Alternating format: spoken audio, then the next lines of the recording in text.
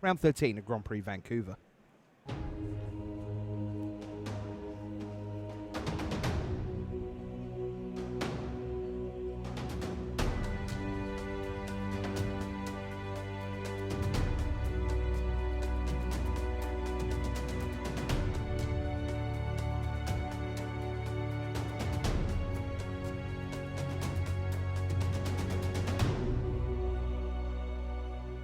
Hello everyone, welcome to Grand Prix Vancouver, round 13. Rich and Marshall with you here, and the team of constructed resources, Mr. Eric Frolic, against Team Cabin Crew, Michael Bonde. The winner here is still live for top 8. We begin draft action with turn 2 Fortified Rampart for Eric Frolic. BDM Marshall, what is... It's a compliment. Yeah. What is Eric Frolic up to? And that's Michael Bonde discarding? Oh, no. All right, so I'll tell you what. This game's not gonna last long here if Michael kept a one-lander and didn't get there. Okay. Slaughter drone. It's still not okay. I was going to say, tell me what Eric's doing here. It turns out. So what's going on here is we've got both players at 10 and 2. So effective elimination game. They have to both win their draft pods. They're in the same pod. So loser, you're out of the top 8. Eric drafted what I think is actually the best deck in the format in the early going, which is black-white.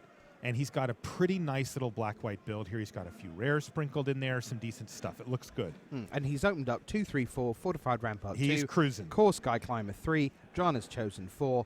And Bond went land, discard. Yes. 2-2.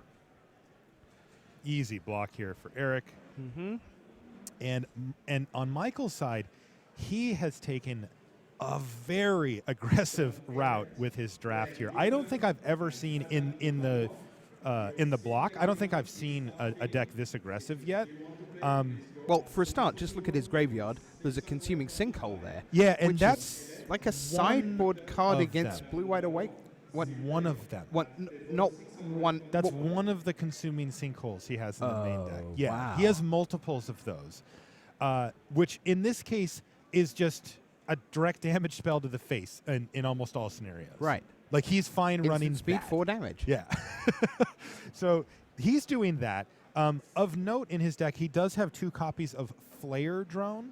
So that's the 3/1 first strike, and whenever a colorless creature comes into play under your side, ping! They lose a life. That's right. So what I'm going to do here... This is actually kind of funny. I'll tell you about the Visions of Brutality in a second here. But this is not going to work out well for Michael. So I'm going to tell you what. I told you about the two burn spells he's playing in the 2 Flare Drones, right? Yeah. Eric, I'm not going to list off everything. I'm going to tell you one card that he's playing main deck that is going to make you say, uh-oh, this isn't good. Okay, I'm ready. He is playing a Flame Tendrils in the main. -2 to everything they get exiled. Which means he's set up his deck so that doesn't punish him. That's exactly what he's doing here. Here's shoulder to shoulder for Eric, by the way. So I think the matchup favors Eric. Yeah. He's also got some incidental life gain to help offset those types of cards, the stuff direct like damage Undo stuff. War Cleric, maybe. Yes. Well, he's got the Angel. He's got an Angel of Renewal. Oh, okay. From back from Battle for Zendikar, if you remember Big that 4/4 ally and gain 1 life for your creatures. Yep. And you know that Eric's well ahead in this one because he's attacked with a creature that has Visions of Brutality on it. So I got to tell you this story. I was talking to Eric 2 rounds at the end of the last draft. Yeah. And he goes, he's like, people keep playing Visions of Brutality on my creature, but it's not doing anything because I'm ahead. So you know what he does? He just starts attacking with it. Yeah. He's like, yeah, you take 6, I'll take it too, but you die first. And they just keep playing it. And he notably said that. Now, I don't know if that Michael's really in a position to, to decide what he wants to play and when. He was so behind on mana. He's equalized out a little here. But this is, again, a scenario where Eric's like, sure. Yeah, but look, Visions of Brutality is built so that the only deck in the room that wants it is black-red aggro. And look, he's attacking again. Yeah, so I mean, this is obvious nonsense for Michael Bonde. This doesn't make Visions of Brutality bad, though. No, it Munda's doesn't. Vanguard, by the way. Hello, friend. I think you said a sprinkling of rares. I did. Yeah, that's the main one I was talking about. We also saw Drawn as Chosen. It's in his graveyard now. It got outnumbered a couple turns ago, but another for Eric. there's a very good bet, and there we are. That GG. is game 1 to Frolic. This match is going to go very fast anyway because they both play perfectly quickly. And Bonde, his deck is all about here's a 1, here's a 2, here's a 3, it's a Flare Drone. Then round about turn 5, does this 4 points at the end of your turn make you dead? So this set's going to go very quickly. One way or the other. We've got plenty of other stuff going on in the feature match area. You can see in the background Florian Koch of Germany. He's up against AO Paquette, who, for whom we've now seen the back of his head quite a lot. I don't believe we've seen a turn of him yet. But that's okay.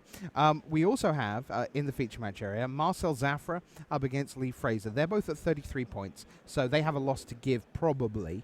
But I would imagine that we can head across town to Shuhei Nakamura against John Stern. They are, just like Frolic and Bonde, at 10 wins and 2 losses. So let's see if we can head in that direction, potentially. Everybody's shuffling. Everybody's singing to us. Everybody's shuffling. Yeah, and then there's music, but I'm not going to do that.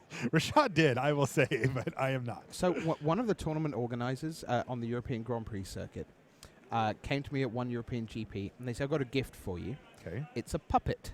Okay, what is it? You know, I run away, by the way. If you ever come up to me and say that sentence, I'm leaving. No, I know this guy. I know him personally. So I know you personally. Okay, I'm leaving if you ever tell me that. Well, that's I want to hear the rest of the story. Okay, so I say, okay, that's interesting. And I mean like a you. proper, like, strings and like a marionette. Like a marionette. Yes, exactly. So he says, "Here you go," and it's a clown. Oh, no, I'm just scared. I'm really and scared of clowns, Rich. I have curly red hair. Right? Certainly, it did. So it's basically like 2 tufts of gigantic orange hair on either side. It's this real caricature. It's basically me as if a lawnmower's gone through the front of my head, right? So we talk about this. This isn't getting less scary. And he says, "I got this at a Premier TO conference in some American city, and I saw this, and I thought of you." I'm thinking, well, this is lovely. What possible use can I have for this marionette that, it walks and you can make it vaguely resembles a scary version of you? It's me. And we worked out. It's Little Rich, the shuffling clown. And basically what you can do with it is you can sit it on a table, and over the course of about 7 or 8 hours of video. I can't believe I'm interested in this, right? But I am. Yeah. Over the course of about 7 or 8 hours of video, you can have it shuffle a deck because it can just about knock 1 card off the top of the deck. And it's Little Rich, the shuffling clown. All right, you're losing me now. Right? Hey, so, anyway, just in time, too. See what happened there? We got all the way to the start of the next game. Seamless broadcasting, boys and girls. Michael Bonde against Eric Frolic. Things are going to happen fast here. Bonde 1-0 down on the back of a hideous draw. A turn 3 play is not... Dominator Drone, that is not an ideal start for him. Meh, as we say in the business, Rich. Meh, indeed. Core Sky Climber matches up just fine against that. I would expect to see a Bond, trade here. So maybe we're going to see Visions of Brutality this time, which now actually does vaguely do something. Yeah, now it's looking pretty good. So in it comes. The draw for Eric Frolic, it's a few turns away, but it was Angel of Renewal. And here's Cliffhaven Vampire. And already... immediately stabilized. Already Bond's in big trouble. Yeah, I mean, you can see how this goes, right? Like, Eric would have probably traded off the Dominator Drone anyway. And now here's an Akum Flameseeker, and... not going to do anything here. Just the Vampires holding off the whole team, and now Eric gets to go over the top. He's got an Angel of Renewal in his hand. That's going to come down next turn if he hits his land drop, and he's just going to pass the turn here, it looks like. Not sure what Eric's up to over there, but I'll tell you what, if I'm sitting in Michael's seat, I'm pretty concerned. How about a Zada Commando? Yeah. He's going to immediately rummage here, it looks like.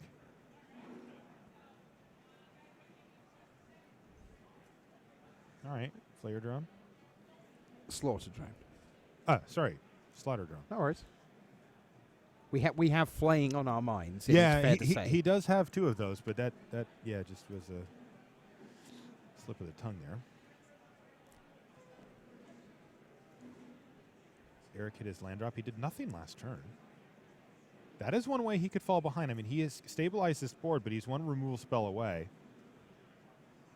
from having it a lot less stable. All right, he's got his land, so we know that he could play that Angel of Renewal in his hand now if he wants. Gain 3 life and put a 4/4 up, which would, yeah, it's pretty good for him. But it seems that Eric has other options as well, as he's pretty deep in the tank here. Oh, well, I mean, he's got Angel of Renewal. That's the first thing that we know he has. That's the first option, but it seems that he has others, which I find very interesting. Well, the thing is, you don't... Angel of Renewal... Well, okay. There it is. He did in the end just go, yeah. Gain 3. Trigger. So he gains 3, and he gets to hit Michael for 1 here as well.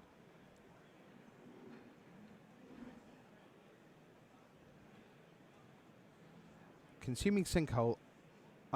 I feel sad because I like it when cards like Consuming Sinkhole have a legitimate role. Mm-hmm. You know, I would love to see Bonde come out with 1-drop, 2-drop, 3-drop, Sinkhole. Mm-hmm. I think that's kind of fun just to see, even though it's not going to work all the time. But this is not a good advert right now for the hyper-aggressive black-red. Right. Because it's just being blanked left, right, and center. I mean, I'll be honest, this deck doesn't look that great. No, Like, sure. I wouldn't expect this to be an amazing deck, but I like the fact that Michael took a hard line on it, at least. Like, if your card quality is not super high, at least he dedicated himself to a game plan here of getting you dead as soon as possible. I think that is the right way to do it when, you know, maybe the card quality doesn't quite come together for you. And it's not awful. I mean, there's no, like, all the cards he has on the battlefield are fine here. They're just not good. You know, they're just not the ones that make you think, like, oh, I want to play that deck. Well, Michael did get in for a nice hit of damage last turn for 6. And Demon's Grasp and Akum Flameseeker. yeah, he's just going to turn off the faucet there. Yeah. It's fascinating to me how many of these 2 toughness creatures, like Akum Flameseeker and Zulaport Chain Mage, are being dealt with gigantic removal spells. Just shows the abilities are really good. So here's Flayer Drone. All right. 3/1 first strike. Any colorless comes down, deals 1. I mean, Frolic is down to 12, despite having had that Angel of Renewal gain some life.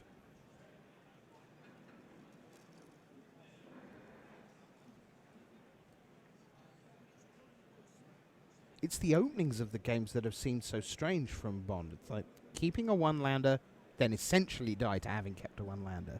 And then this hyper-aggressive deck that begins with a 3/2 dominated drone that doesn't do what it's in the deck for. How do you feel about Breaker of Armies?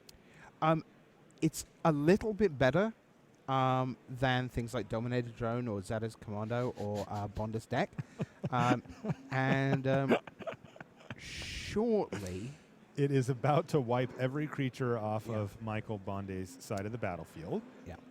Even though he has 5 first strike lined up and a death touch creature, they're all just going to die. So I do have some good news for Michael Bonde. He's going to have time to go get a sandwich? I actually think bigger than that. He isn't going to Hamburger? have to ring Delta and change his flight tonight. Gotcha. Because he will not be in the top 8. No. Not when he loses this match. He can, at best, get to 12-3, and that will not be enough. We are sort of predicting is a little too strong, but we do think that there may be some 13-2s that don't quite get there. Okay. We'll have a better picture as we move our way up. Yeah, but we are certain that 12-3 will not. Yeah, there was pushing 2,000 players in the room when we started this event. This, in fact, and we should mention it today too. I haven't yet. This is the biggest GP in Canadian history, right? Oh, by vast margins. Yeah. 1,200 Vancouver modern and best part of 2,000 here. So yes, yeah. They sort of don't know what happened. When you talk to them, they're like, I mean, obviously they're utterly thrilled. I mean, maybe they should play Magic because then they'd know what happened. Hey, they made the best game ever, and everybody wants to play it. Yeah. I like this formula. This set's been cool too. I really like how much Oath has really shaken things up. It's dramatic. It's different. It feels totally different. Vast. Mav Kozilek is going to come down, which triggers the Flayer Drone. Yeah, which should survive this. Let's see. So he's going to put 2, 3, 4, 5, 6, 7, 8, 9, 10. Yeah, so he actually, Eric can't quite kill every creature on Michael's board, but he can leave him with not a lot. He can leave him with, you know, something small or the Maw or whatever. And this is a smart attack here from Michael. He knows that his creatures are going to die anyway. The problem is let's see, does he die on the crack? But he takes 4, 6, 7, 8, 9 chump blocks goes to 2. He's going to lose 2 of his creatures here and get in for 4 damage. This is assuming, of course, that Eric can't actually remove that one. If he can get that thing out of the way even temporarily, it's GG. Right. Good point. Yeah, that's totally true. All of that's assuming that.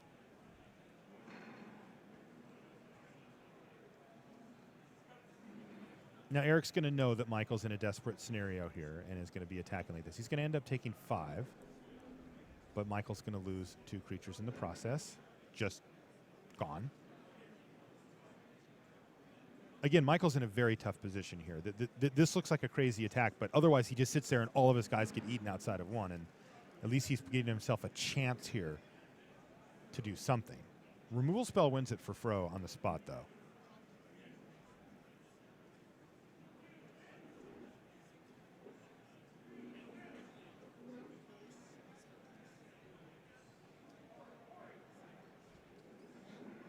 Eric can also take a more conservative route here.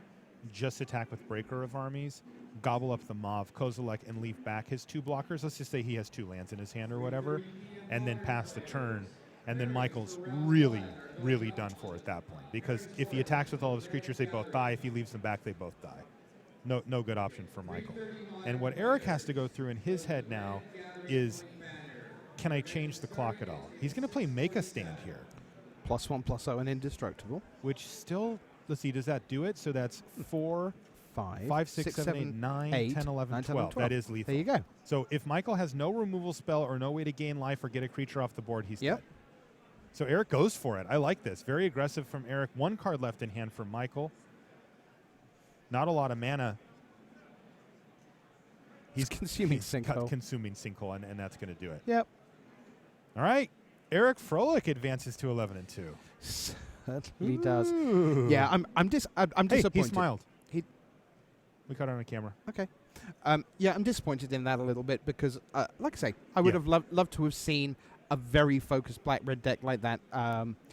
Put up a good fight. And, I mean, hey, got Frolic to 6 in a game with stumbling, so you can imagine that someone is going to be on the other end of a just hideous annihilation at the hands of Michael Bonde. But it was not Eric Frolic. Eric Frolic advances to 11-2. In the background, Florian Koch is there. We are going to head across to Shuhei Nakamura and John Stern. We will check for you whether those life totals and round scores are accurate to teammates on Channel Fireball face-to-face. Let's head across. Well, it's plausible that that's all true. Shuhei Nakamura is just turning a Kozilek Sentinel sideways, having cast more of Kozilek, so it is a 2/4. Stern is at 4. All he has in play at the moment is a Baloth Pup without a counter on it.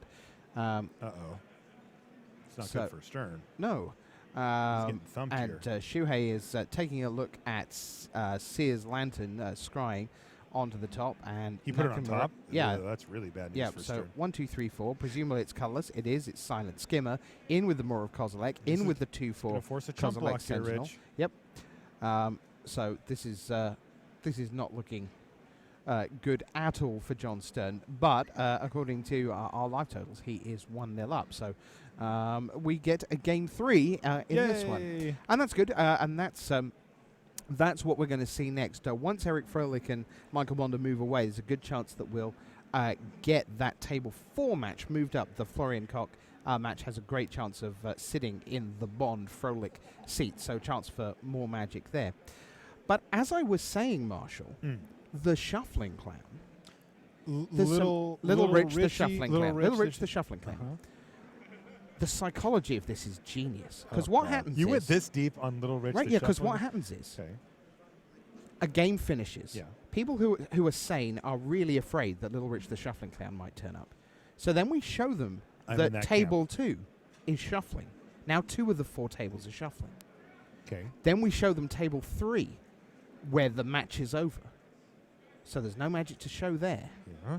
And oh my lord, if table 4 is between games, it's time for Little Rich the Shuffling Clown.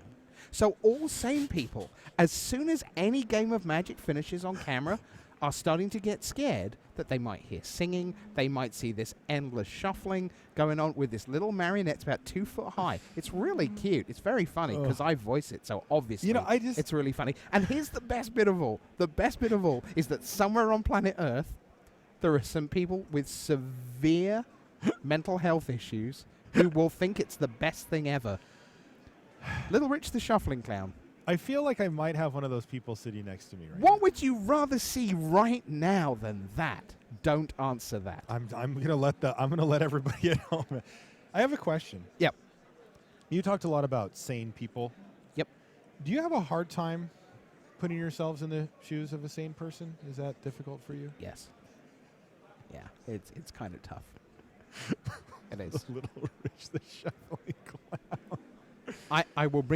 I don't know if I want to see. Like the picture in my head is really scary. Like It's like Tim Curry. Tim Curry type. out of It, the miniseries. Dude, don't bring that up. That traumatized me when I was a like kid. that. I can make it sinister for you. He has a sinister voice as well as a fun one. You don't want to hear the sinister voice of Little Rich the Shuffling No, Clown. no. No, I don't. I don't. No. But we are planning on shooting the that little sequence. What kind of music are we talking about? Oh no, there's no music. There's just I was watching picturing the Little Rich Shuffle. Oh, like the Wurlitzer music out of a circus. No, type what's thing. that show? I think the Benny Hill. Yeah, the Benny Hill. Oh show. no, because it's so slow. Let me tell you, right? I when I was doing the test shoots for these, it takes about a minute. Yeah. Just to get this tiny little flappy hand Yeah. to get the top card sleeved off a deck to dump it onto the table before you then start knocking over the second one. And and he talks to himself. He's really great. You're great. I bless you. You're very kind. Marshall is edging steadily away from me. Yeah, I'm out of the just shot. So you know, shortly he'll be reporting live from Seattle. What does chat think of it? Oh, the first thing I looked at was, I want it, Rich. Yeah, I know. I love my chat friends. We do genuinely, chat room, think you're awesome, and we thank you so much for being with us here on this Grand Prix Vancouver Sunday.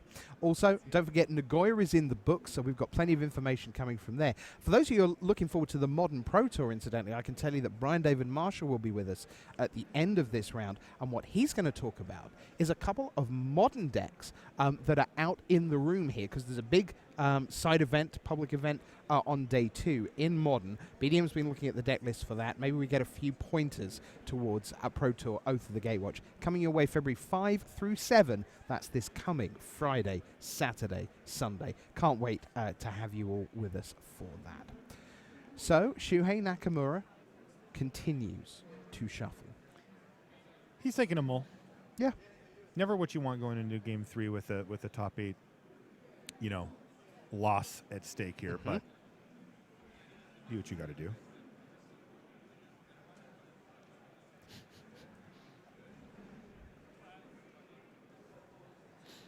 See, now I'm nervous because you're reading the chat and giggling, and I can't see it. So I am enjoying I'm enjoying their reaction. We have Mike Rosenberg from Wizards of the Coast commenting in here too. He's not far off.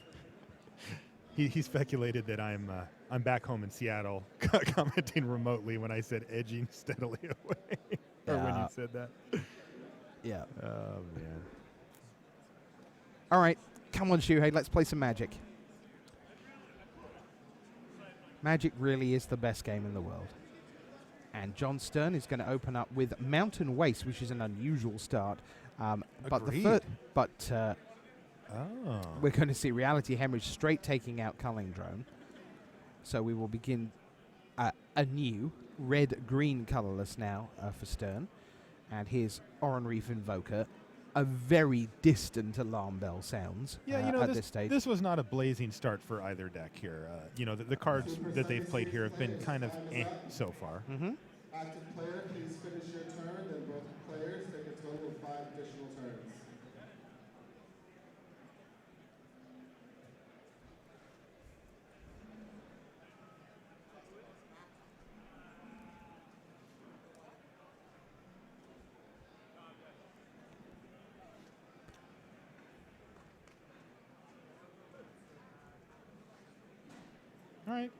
Invoker attacks. Sure. It's been a slow start to this game. It's gotta let Shuhei breathe kind of easy here, because remember, he's the one that was on a mulligan and wants to make sure he gets everything set. Oh my, are you serious right now? Eric Frolic had flaying tendrils, and so does Shuhei Nakamura. Oh, counter target sorcery. Warping Whale. Take that. Situational. Wow, he found a nice place for that. Because that was going to be bad. That was going to be a straight up 2-for-1. But now Shuhei falls to 12. Does Stern have another follow-up? He should. Doesn't with Nothing? 6 mana? He's got 6 mana, including, presumably all of his colors, and he can't do anything?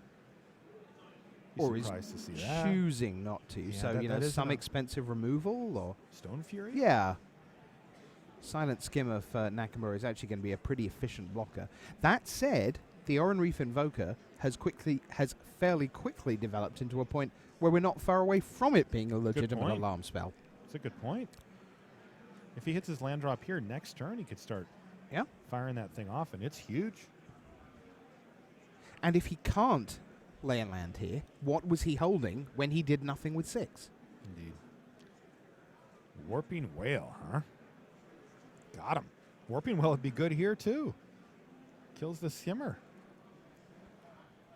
I wonder if he brought it in out of the border, if he's main decking it. Insta-block from Shuhei. Yeah, Take geez. 2. Blocked really quickly. Brute Strength. Piles through. So that is going to be 3 points of damage total, making it through.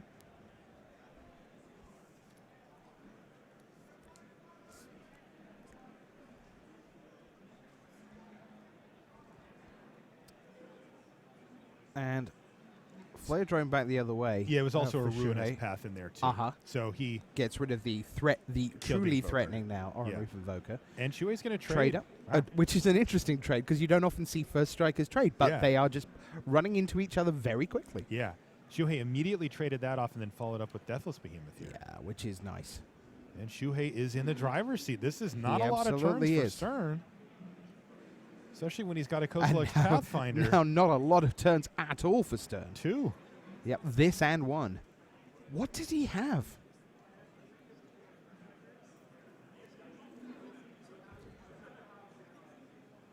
We knew he had that brute strength in there, which made sense. He didn't want to just cast that into open mana. That had to be one of the cards.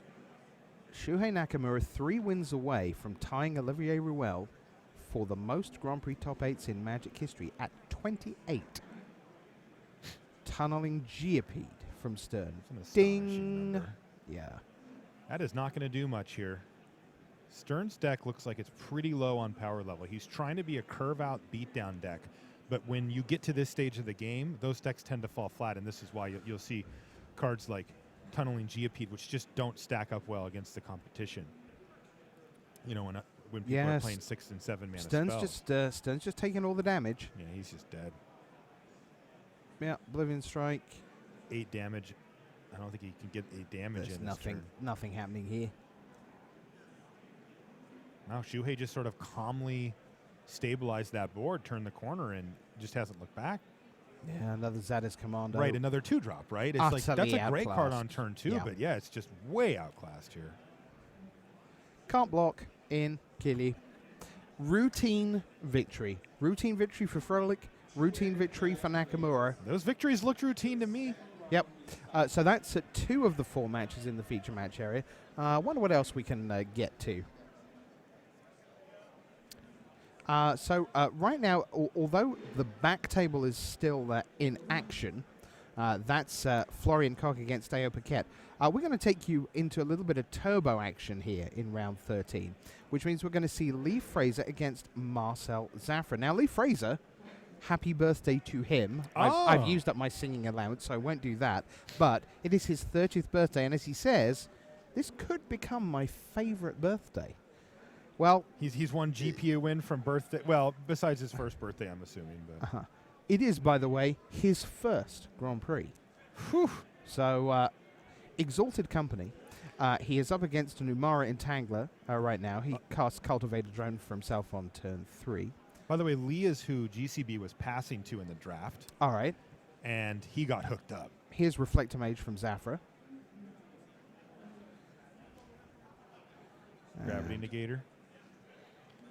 Nice follow-up. I like that card a lot.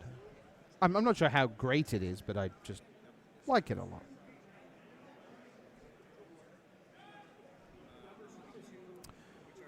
McKinley Patrol.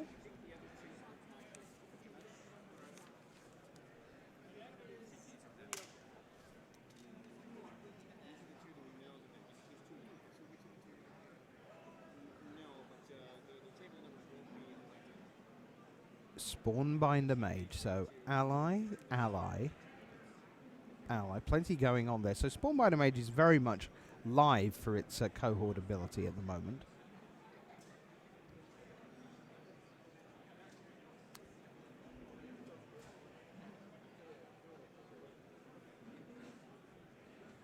I won't say it's immolating, but it's certainly glare. That was a nice little play there. Did you see Yeah, that? go on. Yeah. So he tapped down the creature so that he could sheer drop it. Yeah. So cool. Endbringer is Yeah. gone.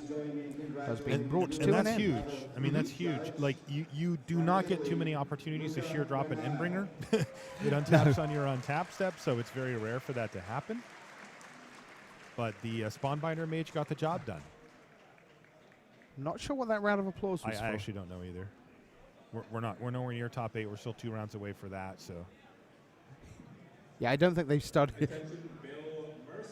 I don't think they've started round of applause for. I'm 13-0. That means I Not must be quite. in. Not quite. No. So Zafra with a not especially synergistic collection of cards. They're just. Here's a Courier Griffin, which synergizes with basically a life pad for 2. I mean, that's its fundamental interaction with the game. Gravity Negators on both sides. Reflector Mage, which has done its work, but is now just an ordinary guy. And Should we just call that one a Reflector Mage too? I don't think it was. It's reflecting a lot of light right now. Yeah. Benthic Infiltrator in the middle. Oh, it's Could be a Kozilek's Translator. Yeah. 3-5. Yeah, we did it. Yeah, we seem to have ended we hard we mode. teamed up on that one, yeah. Yeah. Oh! Oh, okay. Linvala the Preserver, anyone? Wow. Marcel is making it very tough on Lee here. Yep. Again, Super Sunday Series players. That is, of course, as bad as Linvala Yeah, gets. that's the bottom case scenario That for Linvala. As she rumbles over and probably finishes off Lee in a turn or 2. Yep.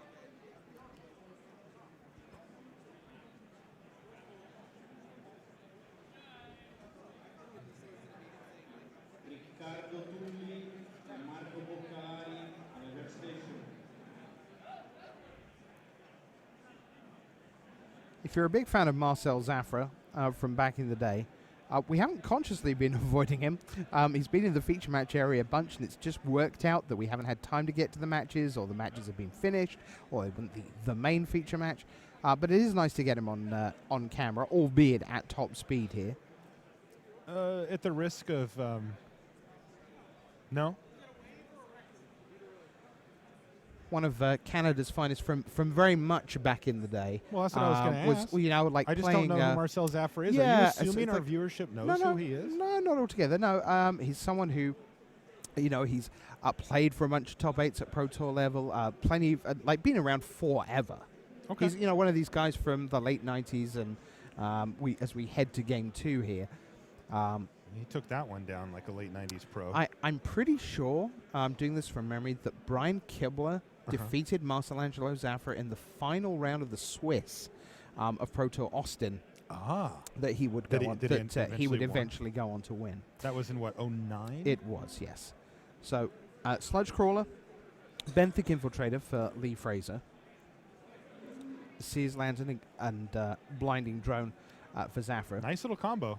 Just so you know, Marshall, our window for knowing what cards Lee Fraser's playing are the at 3 times the speed at which they leave his hand before hitting the table and are then invisible. Yeah, we've got a little glare issue there. Sorry about that. But Courier Griffin is there. We're going to containment membrane the benthic infiltrator. Sludge Crawler attacks and will continue to exile cards off the top. Searing Light already gone. Gravity Negator gone. Planes gone. That's at the top of your screen up there. But Courier Griffin can attack back the other way. Blinding Drone still available. More tapping action available now off Spawn Binder Mage, though cannot yet activate. Doesn't have Cohort. Just that's the only ally. Griffin from the Courier Griffin sitting there, which is going to be tightened. The coils have gone around that. Yeah. -6, -0. Brings it down to the ground. It does. No flying for it.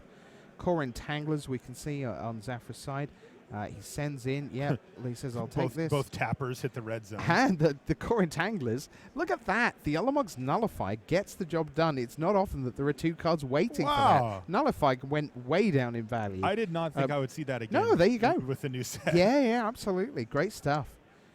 So the Sludge Crawler actually delivering into the Ulamog's Nullify. That was great to get on camera anyway. That was sweet. Great stuff.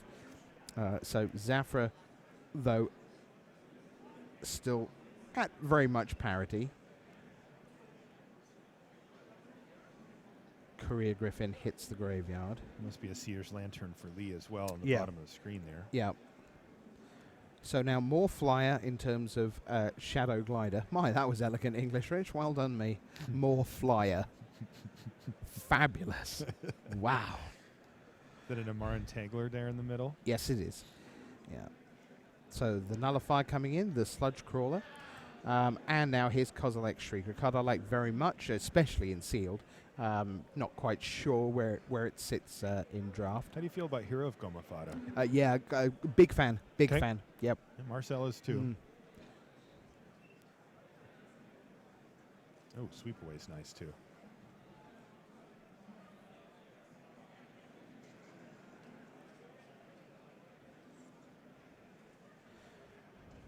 Whatever the opposite of the red flag of surrender is, I can't help but notice that Hero of Gomafada has this gigantic red flag. You're and right. Munda's Vanguard Wow. has a gigantic red flag. What, are they It's meeting like- in the middle? Or It's like the gigantic red flag of not surrender.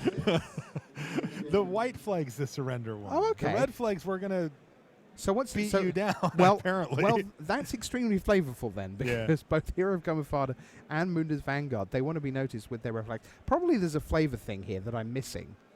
You know, like they're from the same division or brigade or some such. Someone in the They chat, look tell me if similar I've too. missed something on Yeah. this. Are they Flavor really needed. cousins? Hero of Gomafada and Munda's Vanguard, Munda's both Vanguard 5 mana. related in some way? I think you're onto something, Rich.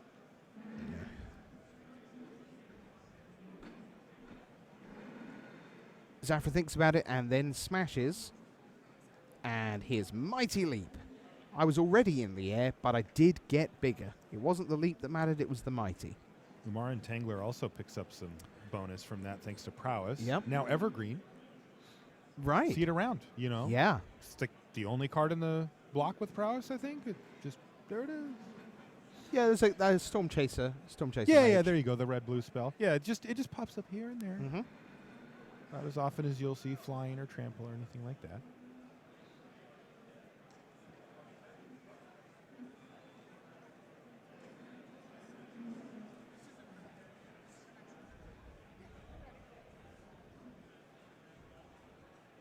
Oh, interesting. Orca 2112 in the chat points out, Rich, that one's a hero ally and the other one is a core ally. Right, yes. So, distant relative, maybe? We can't all be heroes, right? And like Munda is the ambush leader. Mm-hmm. Yeah, red, white, And all then that. there's the Vanguard. Yeah. Sure. I may need to put a little request into Wizards of the Coast in this coming week. This so is that, really so that by the bothering time just so that by the time we get to Proto Earth the Gatewatch, when we're doing this, you can be sitting there in doing commentary, and when there's Hero of Gomafada sitting beside Munda's Vanguard, you can say with authority, these are of course first cousins, or whatever the truth turns out to be.